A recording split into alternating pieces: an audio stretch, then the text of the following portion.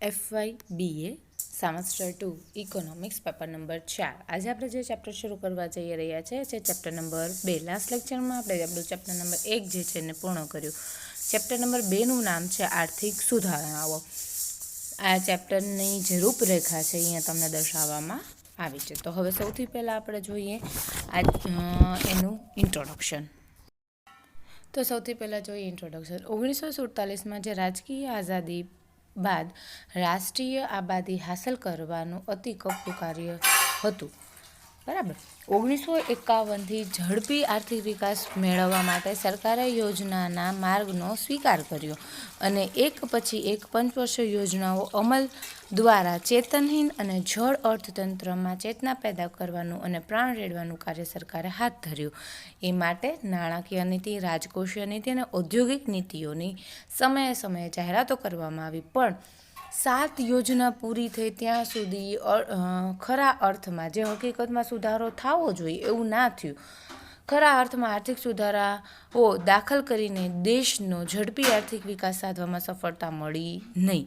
આથી સરકારનું શું થયું? સરકારે આત્મખોજ દ્વારા નિષ્ફળતાના કારણો તપાસ્યા અને ભૂતકાળમાં જે બી કંઈ ભૂલ રહેલી છે એ ભૂલ સુધારવા માટે સરકારે વિવિધ આર્થિક પ્રવૃત્તિઓ જે છે એ સ્થાપવાનો નિર્ધાર કર્યો. વિવિધ આર્થિક પ્રવૃત્તિ ફેરફાર કરવાનો નિર્ધાર કર્યો. આ નિર્ધાર અન્વયે સૌ પ્રથમ 1991ની જે ઔદ્યોગિક ક્રાંતિ થઈ એ ઔદ્યોગિક નીતિની જાહેરાત દ્વારા ઝડપી આર્થિક વિકાસને પોષક બને તેવા આર્થિક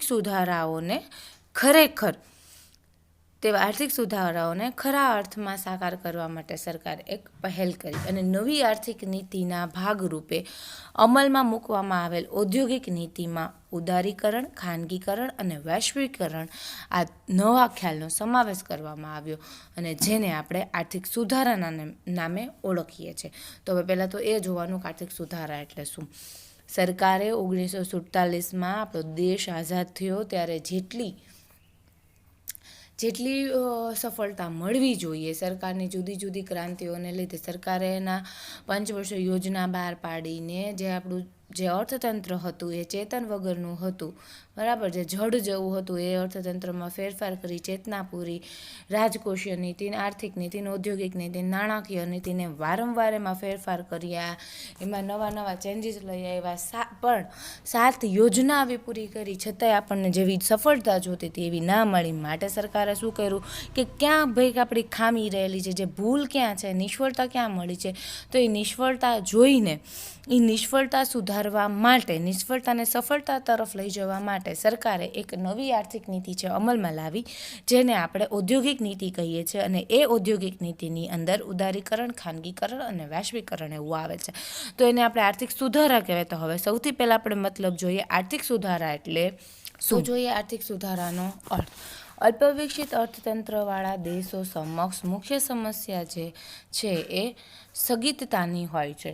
આ આર્થિક સ્થગિતતા જે છે એને તોડી આર્થિક વિકાસનો માર્ગ ખુલ્લો કરવા માટે તૂટક અને નાના અનેક પ્રયત્નો નકામા પુરવાર થયા છે. તેથી ઝડપી આર્થિક વિકાસ સાધવા માટે ખાનગી ક્ષેત્રને પ્રોત્સાહન પૂરું પાડવા સરકાર દ્વારા એક મોટા ધક્કાની જરૂર હતી. તો સરકારે ધક્કો મારી દીધો. સરકારને મોટા ધક્કાની જરૂર પડી અને એકવાર અર્થતંત્રમાં જો આવો જોરદાર ધક્કો લાગે તો એને લીધે જે આર્થિક સ્થગિતતા છે, જે અર્થતંત્ર મંદ પડ્યું છે, જે સ્થિર પડ્યું છે, એ આજે સ્થગિતતાથી બહાર નીકળી જાય અને પછી એ વિકાસ તરફ આગળ વધે. આમ ઝડપી વિકાસ કરવા માટે જે પરિવર્તનો લાવ્યા, જોરદાર જે ધક્કાનું સરકારે કાર્ય કર્યું, એને આપણે શું કહીએ છીએ? આર્થિક સુધારા. મંદ પડેલા અર્થતંત્રને, સ્થગિત થયેલા અર્થતંત્રને આગળ વધારવા માટે સરકારે જે ધક્કો માર્યો, એટલે કે સરકારે જે છૂટછાટ આપી, બરાબર, કે જેનાથી જો સરકારે એવી છૂટછાટ આપે તો આર્થિક વિકાસને વેગ મળે, એના માટે સરકારે ધક્કો માર્યો અને એને શું કહેવામાં આવે છે? આર્થિક સુધારણા. હર કોઈ અલ્પવિકસિત રાષ્ટ્રનું લક્ષ્ય ઝડપી આર્થિક વિકાસ સાધીને સમૃદ્ધિના શિખર સર કરવાનું હોય છે. કોઈ પણ દેશ હોય જેમ કે અલ્પવિકસિત દેશ હોય એને શું હોય કે જલ્દીથી આપણે આર્થિક વિકાસ પામીએ અને જે સિદ્ધિઓ હાસિલ કરવી છે એ જલ્દીથી આપણે હાસિલ કરીએ. પણ તે ક્યારે શક્ય બને છે કે જ્યારે સરકાર એના જે ખાનગી ક્ષેત્ર છે એને પૂરું પ્રોત્સાહન પૂરું પાડે, એને પૂરો સહયોગ પૂરો પાડે ત્યારે. આર્થિક વિકાસને પોષણ મળે તેવા પ્રકારની આર્થિક નીતિઓના ઘડતર અને અમલ દ્વારા એવા પ્રયત્ન હાથ કરવા કે જેથી દેશના વિવિધ આર્થિક જે ક્ષેત્રો છે જેવા કે ખેતી, ઉદ્યોગ, વાહન વ્યવહાર, સંદેશા વ્યવહાર, વેપાર વાણિજ્ય, આ બધાને વિકાસ માટે મુક્ત વાતાવરણ અને પ્રોત્સાહન પ્રાપ્ત થાય એ માટે સરકારે ગતિ કરવી જોઈએ, એ માટે સરકારે છૂટછાટ આપવી જોઈએ. આમ ઝડપી આર્થિક વિકાસ માટે ખાનગી ક્ષેત્રને જરૂરી મુક્ત વાતાવરણ અને પ્રોત્સાહન પૂરું પાડવા માટે સરકાર દ્વારા આર્થિક નીતિમાં જે પરિવર્તન સર્જવામાં આવ્યા છે એ પરિવર્તનને આપણે આર્થિક સુધારાના નામે ઓળખીએ છીએ. આ રીતે આપણે જો કહેવું હોય તો એવું કહી શકાય કે ઇટ મીન્સ આર્થિક સુધારા એટલે શું? સરકાર જે ખાનગી ક્ષેત્ર છે એને છૂટ આપી દે, મુક્ત વાતાવરણ કરી દે, તમારે જેમ કરવું એમ છૂટ, એટલે લોકોના હિત માટે. વાહન વ્યવહાર, સંદેશા વ્યવહાર, ઉદ્યોગ, ખેતી, વેપાર વાણિજ્ય બધાને સરકાર પ્રોત્સાહન અને મુક્ત વાતાવરણ આપે. તો એ જે મુક્ત વાતાવરણ આપ્યું અને સરકારે એના માટે જે આર્થિક નીતિ સર્જે છે એને શું કહેવાય છે? આર્થિક સુધારા. અને જે આર્થિક સુધારણા છે એ શું કરે છે તો કે એ આર્થિક વિકાસને એક પ્રેરણા પૂરી પાડે છે, એક વિકાસ બળ પૂરું પાડે છે. જેનાથી શું થાય છે તો કે જેનાથી આપણું જે અર્થતંત્ર છે એ ઝડપી વિકાસ માટે જે જરૂરી ઈંધણ છે ને એ પૂરું પાડે છે. આ જે ખાનગીકરણને તમે છૂટછાટ આપો છો તો એ શું કામે થાય છે? શું કામે બેનિફિટ શું કામે છે? તો કે એના લીધે અર્થતંત્રમાં જલ્દીથી વિકાસ કરવા માટે જે ઈંધણની જરૂર છે, જે પેટ્રોલની જરૂર છે, જે ઉર્જા શક્તિની જરૂર છે એ એનાથી એક જરૂર પૂરી પડે છે. અને એના પરિણામ સ્વરૂપે રાષ્ટ્રનો સમૃદ્ધના શિખરો સર કરવા માટેના જે માર્ગો છે એ પણ ખુલ્લા રહે છે. આમ અત્યંત સરળ શબ્દમાં આપણે જો કહીએ ને તો જ્યારે સરકાર ખાનગી ક્ષેત્રને પ્રોત્સાહન અને આર્થિક સહાય પૂરી પાડવા માટે ઉદારીકરણ, ખાનગીકરણ અને વૈશ્વિકરણની સુવિધાઓ પૂરી પાડે છે ત્યારે આર્થિક સુધારણા તરીકે આપણે એને ઓળખાવી શકીએ છીએ. તો હવે જોઈએ આ જે આર્થિક સુધારણા છે એના હેતુઓ ક્યાં છે? સરકારે 1951 જે ઔદ્યોગિક નીતિ આપી આર્થિક સુધારાને અમલમાં મૂકી એના માટેના અમુક હેતુ છે. નંબર 1 તો કે રાષ્ટ્રના વિકાસમાં કોઈ નડતરરૂપ ન થાય, રાષ્ટ્રનો વિકાસ ઝડપી બને એના માટે. નંબર 2 જાહેર અને ખાનગી ક્ષેત્રમાં ઇજારાશાહીના વલણને ઘટાડવા. નંબર 3 આવક અને સંપત્તિની અસમાનતા ઘટાડવી. નંબર 4 બેરોજગારીના પાયાના પ્રશ્નને નિર્મૂળ કરવો એટલે મૂળમાંથી દૂર કરવો. પ્રાદેશિક અસમતુલા દૂર કરવી. વિદેશી સહાયનું પરાવલંબન કરવું. પ્રાદેશિક અસમતુલા જે આપણે જોઈને એક રાજ્યમાં હતું ને એક રાજ્યમાં ન હોય, પ્રાદેશિક અસમતુલા દૂર કરવી. વિદેશી જે છે એને સહાય, વિદેશમાં જે કંઈ હોય એ સહાયનું પરાવલંબન દૂર કરવું. ઉદ્યોગની ઉત્પાદન શક્તિનો પૂર્ણ ઉપયોગ કરવો. વિકાસ જે છે એ વિકાસના આધારરૂપ આંતરમાળખાનો જલ્દીથી વિકાસ થાય એવા કામ કરવા.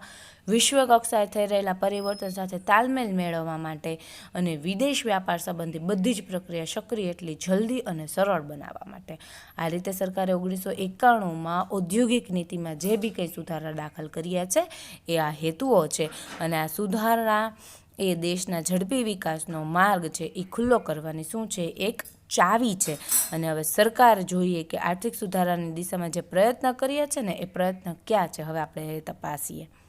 તો હવે જોઈએ સરકાર દ્વારા જે આર્થિક સુધારણા અમલમાં આવ્યા છે એના વિવિધ પાસાઓ ક્યાં ક્યાં છે. દેશના ઝડપી આર્થિક વિકાસ માટે 7 યોજના પૂરી થઈ ત્યાં સુધી આપણે કોઈ જ પ્રયત્ન એવા છે આગળ વધવા માટેના, વિકાસ માટેના હાથ ધર્યા હતા.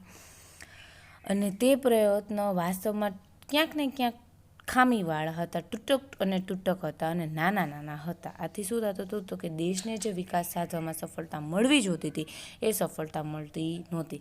માટે 8મી જે યોજના છે એ 8મી યોજનાના શરૂઆતમાં સરકારે અત્યાર સુધી કરવામાં આવેલી જે ભૂલ છે એ ભૂલને ધ્યાનમાં લીધી અને એ ભૂલનો ખ્યાલ કર્યો અને એવું નક્કી કર્યું કે હવે આ ભૂલ આપણે 8મી યોજના દરમિયાન ફેરફાર કરીશું, એમાં સુધારા વધારામાં કરીશું.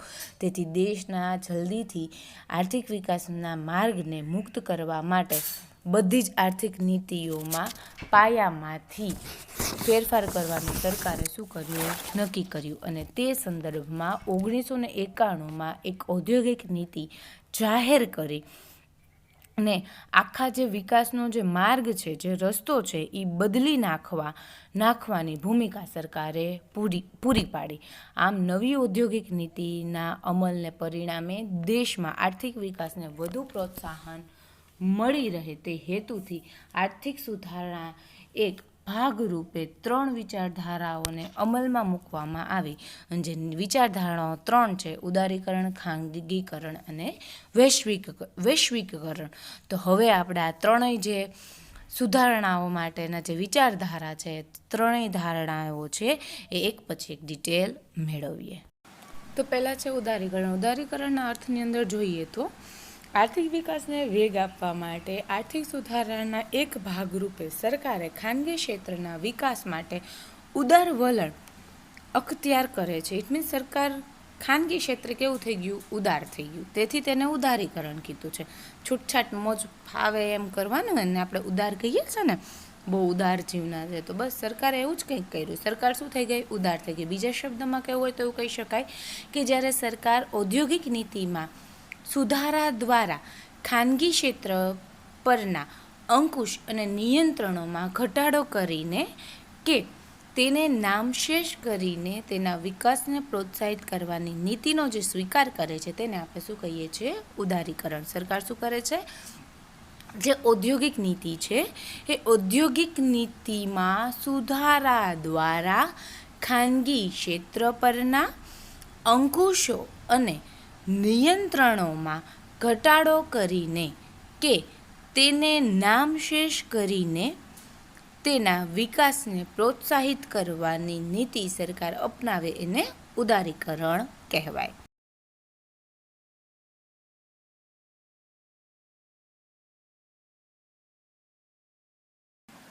આમ ઉદારીકરણની નીતિનો સ્વીકાર કરીને સરકાર ખાનગી ક્ષેત્ર પર જ બિનજરૂરી વહીવટી અંકુશો અને નિયંત્રણ લાદે છે અને એમાં ઘટાડો કરી તેને દૂર કરીને ખાનગી ક્ષેત્રને વિકાસ માટે મોકળું વાતાવરણ પૂરું પાડે છે. સરકાર જે બિનજરૂરી અંકુશો ખાનગી ક્ષેત્રને કર્યા હતા એ અંકુશો દૂર કરે છે, નિયંત્રણો જે કર્યા ત્યાં નિયંત્રણો દૂર કરે છે અથવા તો એમાં ઘટાડો કરે છે અને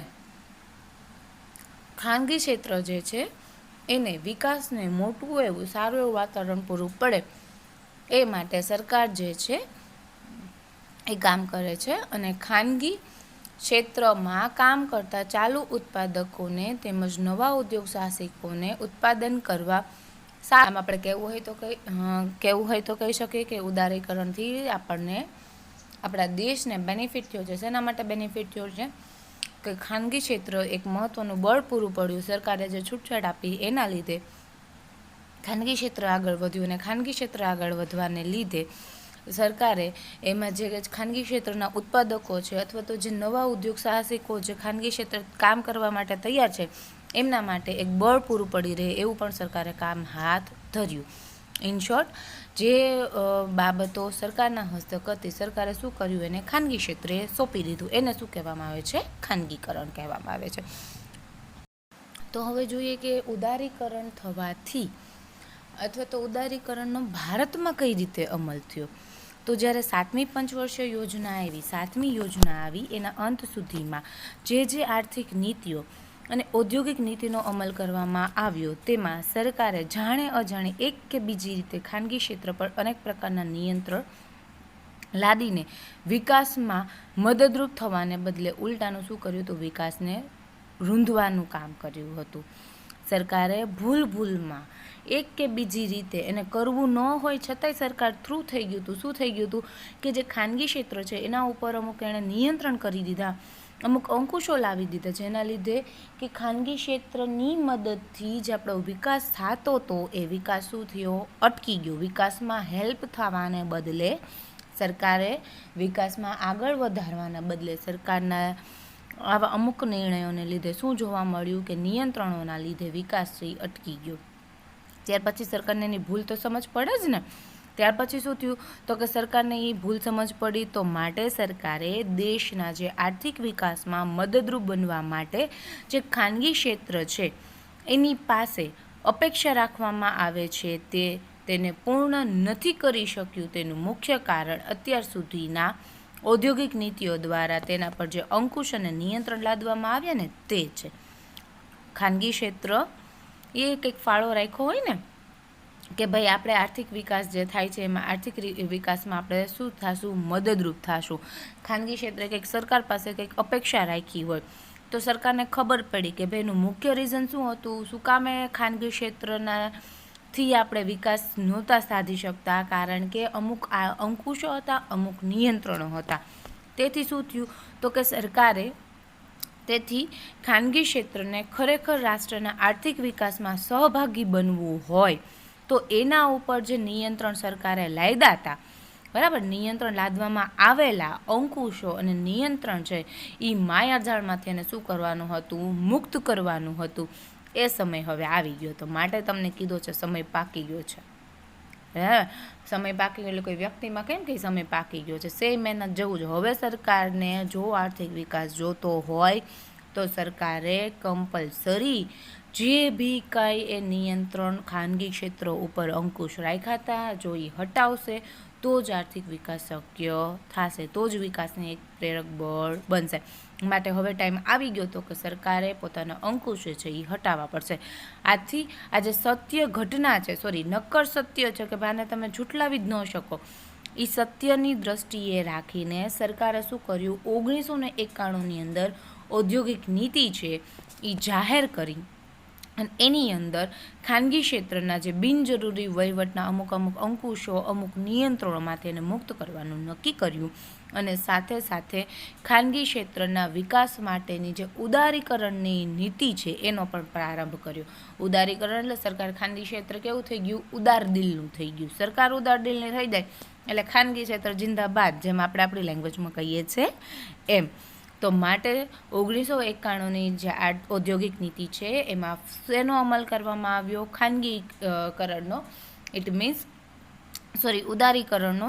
કેમ કે ખાનગી ક્ષેત્રને આપણે આગળ વધાર્યું, ઉદાર થઈ ગઈ સરકાર અને જે બિનજરૂરી અંકુશો હતા એ અંકુશોને સરકારે શું કર્યું, દૂર કર્યું અને એના લીધે સરકારે એક ઉદારીકરણની નીતિ છે એ અપનાવી અને એમ 1991ની જે ઔદ્યોગિક નીતિ જે છે એની અંદર ઉદારીકરણ જે છે એનો સ્વીકાર કરવામાં આવ્યો. તો આથી ઉદારીકરણની નીતિમાં જે બાબતનો સમાવેશ કરવામાં આવ્યો છે તો હવે આપણે જોઈએ કે ઉદારીકરણની નીતિમાં કઈ કઈ બાબતોનો સમાવેશ કરવામાં આવ્યો છે. નંબર 1, 18 સિવાયના બધા જ ઉદ્યોગો માટે પરવાના પદ્ધતિ હતી એ નાબૂદ કરી દીધી. ઉદ્યોગોએ જે પરવાનગી લેવાની હતી ને સરકારે શું કર્યું, એ નાબૂદ કરી દીધી. નંબર 2, ઉદ્યોગ માટેની ફરજિયાત નોંધણીની પ્રથા હતી એ પણ સરકારે શું કરી દીધી, રદ કરી દીધી કે ભાઈ તમારે ઉદ્યોગ સ્થાપવો હોય તો તમારી નોંધણી હોવી જોઈએ. સરકારે એને શું કરી દીધી, રદ કરી દીધી. નંબર 3, અનામત ક્ષેત્રમાંથી પસંદગીના ક્ષેત્રે ખાનગી ક્ષેત્ર માટે ખુલ્લા મૂકવાની જે જોગવાઈ કરવામાં આવી હતી. ફોર એક્ઝામ્પલ, તાજેતરમાં શસ્ત્ર સામગ્રીના ઉત્પાદન અંગેના ક્ષેત્રને ખાનગી ક્ષેત્ર માટે ખુલ્લું મૂકી દીધું. અમુક એવા અનામત ક્ષેત્ર રાખ્યા હતા સરકારે કે ભાઈ તમે શસ્ત્રને રિલેટેડ હોય, આપણા દેશના યુદ્ધના જે સાધનોને એને રિલેટેડ હોય એ તમે ના કરી શકો ઉત્પાદન એનું. તો સરકારે એને શું કરી દીધું, એને ખુલ્લું મૂકી દીધું. ખાનગી ક્ષેત્ર ભાઈ ખાનગી કંપનીએ તે જો ઉત્પાદન એવા કરવા હોય યુદ્ધના સાધનોનું ઉત્પાદન તો કરી શકે છે, નો ડાઉટ, બરાબર. એ શું કરી દીધું, સરકારે ખુલ્લી મૂકી દીધી. પછી જાહેર સાહસોના સંચાલકોને વિશેષ વહીવટી સત્તા આપી. જાહેર સાહસોના સંચાલકોને એને સારી એવી વહીવટી સત્તા આપી કે ભાઈ તમે તમારી પાસે આટલો હક છે, તમે કરી શકો છો. નંબર 5, ખાનગી તેમજ જાહેર ક્ષેત્રના જે માંદા એકમો છે એનો પુનઃસ્થાપના કરવા માટેની પણ વ્યવસ્થા કરવામાં આવી. ખાનગી ક્ષેત્રે જે માંદા એકમ પડ્યા હતા એને ફરીવાર સરકારે શું કર્યું, સ્થાપના કરી કે ભાઈ જે માંદા છે એને આગળ વધારો. નવા ઉદ્યોગો તો આવશે જ પણ આ જે જૂના ઉદ્યોગો છે એ નહીં સાચવો. નંબર 6, 10 લાખથી ઓછી વસ્તીવાળો પ્રદેશમાં પ્રદૂષણ ન ફેલાય તેવા ઉદ્યોગ સ્થાપવા માટે સરકારે મંજૂરી આપી દીધી. મંજૂરી મેળવવાની જે જોગવાઈ હતી એ રદ કરી દીધી. નહીંતર પહેલાં એવું હતું કે 10 લાખથી ઓછી વસ્તી હોય અને પ્રદૂષણ ફેલાવતું હોય તો તમારે ગવર્મેન્ટની પરમિશન લેવી પડે. પ્રદૂષણ ના ફેલાવતું હોય છતાંય તમારે ગવર્મેન્ટની પરમિશન લેવી પડે. પણ સરકારે શું કર્યું કે ભાઈ 10 લાખથી ઓછી વસ્તી હોય અને તમારું કારખાનું, તમારો ઉદ્યોગ છે એ હવા પ્રદૂષિત ના કરતી હોય તો તમારે મંજૂરી મેળવવાની કશી જ જરૂર છે નહીં. નંબર 7, ગ્રામ્ય વિસ્તારો અને પછાત વિસ્તારોમાં સપાતા ઉદ્યોગોને વિશેષ પ્રોત્સાહન આપવાનું નક્કી કર્યું. જે ગામડામાં વિસ્તાર છે, જે પછાત વિસ્તાર છે, ગામડાની અંદર, પછાત વિસ્તારની અંદર ઉદ્યોગ સ્થાપે એના માટે સરકારે સારી એવી પ્રોત્સાહન નીતિઓ બહાર પાડી. આપણને ખબર છે બિહાર, મહારાષ્ટ્ર કે બિહાર બાજુને એમ જો તમે કોઈ ઉદ્યોગની સ્થાપના કરો તો તમારે સરકારની બહુ પરમિશન ના લેવી પડે કે સરકારનો તમને સાથ સહયોગ મળે. ત્યાં તમને સબસિડીને એવું બધું વધારે મળે. શું કામ સબસિડીને એવું વધારે? કારણ કે એ બેકવર્ડ એરિયો છે. જે પછાત એરિયો હોય ત્યાં તમે ઉદ્યોગ સ્થાપો તો શું થશે, એ એરિયો છે એ વિકસિત થશે, એની સાથે સાથે લોકોને, ત્યાંના લોકોને રોજગારી પણ મળશે. માટે સરકારે એને શું કર્યું, વધારે ને વધારે પ્રોત્સાહન આપતું ગયું. આ રીતે જોઈએ તો 1991 જે ઔદ્યોગિક નીતિ છે એમાં ખાનગી ક્ષેત્રના વિકાસ માટે અનેક પ્રકારની જે છૂટછાટ છે એ જાહેર કરીને સરકારે શું કર્યું, ઉદાર બન્યા. અને માટે અહીંયા ઉદારીકરણ જે છે એનો રાહ સરકારે અપનાવ્યો. સાચા અર્થમાં જોઈએ તો સરકારે હવે એવું કહી શકાય ભાઈ સરકાર ઉદાર બની એમ. એટલું જ નહીં, એની સાથે સાથે જે બદલાતી જતી પરિસ્થિતિ છે એ સમયે 1991ની ઔદ્યોગિક નીતિમાં નાના મોટા ફેરફાર કરીને ઘણા એવા ઉદારીકરણ જે છે એને વધારવા માટે સરકારે વિસ્તાર આપ્યો. તો હવે એ ઉદારીકરણનો વ્યાપ વધે એના માટે સરકાર જે છે એ વિસ્તારવામાં આવ્યો છે. એ ક્યાં ક્યાં છે એ જોઈએ તો કે નંબર 1 તમને એવું કીધું છે કે 1991ની અંદર મોટા ભાગના ઉદ્યોગો માટે લાયસન્સ પ્રથા હતી એ રદ કરીને માત્ર 18 જેટલા ખૂબ જ અગત્યના ઉદ્યોગો માટે લાયસન્સ પ્રથા ચાલુ રાખવામાં આવી.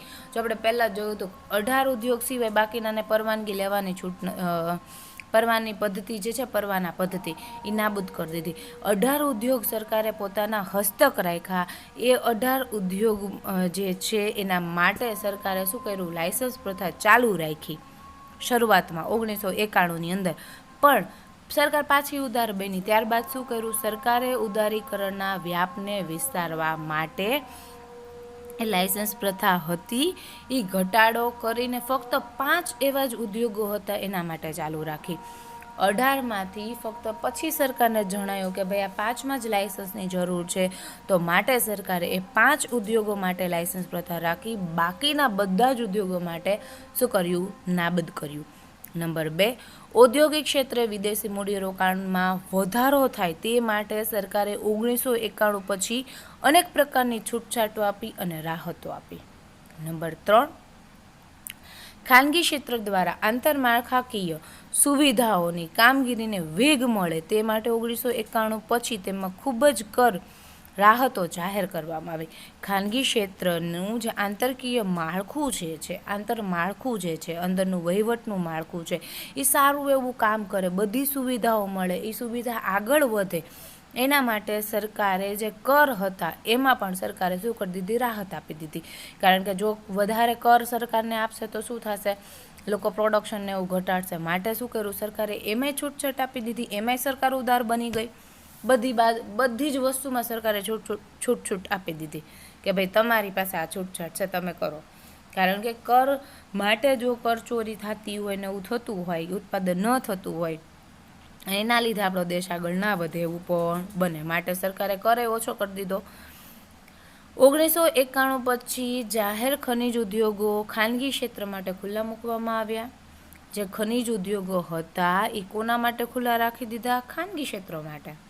આવી રીતના સરકારે 1991ની ઔદ્યોગિક નીતિ દ્વારા અને અન્ય તમામ વિશેષ સુધારા કરીને આર્થિક સુધારાના ભાગરૂપે આપણી સરકારે સાચા અર્થમાં લોકશાહીની પ્રક્રિયાને અનુરૂપ આવી છે એવું આપણે કહી શકીએ. અને તેવી ઉદારીકરણની નીતિ સ્વીકારીને ખાનગી ક્ષેત્રના વિકાસ માટે દ્વાર ખોલી નાખ્યા. હવે આપણે એવું કહી શકીએ ભાઈ આપણો દેશ લોકશાહીને વરેલો છે. શું કામે? લોકો થકી, લોકો માટે, લોકો વડે ચાલતો દેશ એટલે લોકશાહી. તો હવે આપણે બેઝિઝક એવું કહી શકીએ કે આપણો દેશ કેવો છે, આપણી સરકાર કેવી છે, લોકશાહીને વરેલી સરકાર છે. માટે સરકારે શું કામ એવું કહી શકીએ? કારણ કે સરકારે ખાનગી ક્ષેત્રના વિકાસના જે દ્વાર બંધ કરીને રાખ્યા હતા એ ખોલી કાઢ્યા. માટે ઉદારીકરણની નીતિની મદદથી, ઉદારીકરણથી, રાઈટ. તો હવે આપણો જે નેક્સ્ટ ટોપિક છે એ આપણે આપણા આગળના લેક્ચરમાં સ્ટાર્ટ કરશું.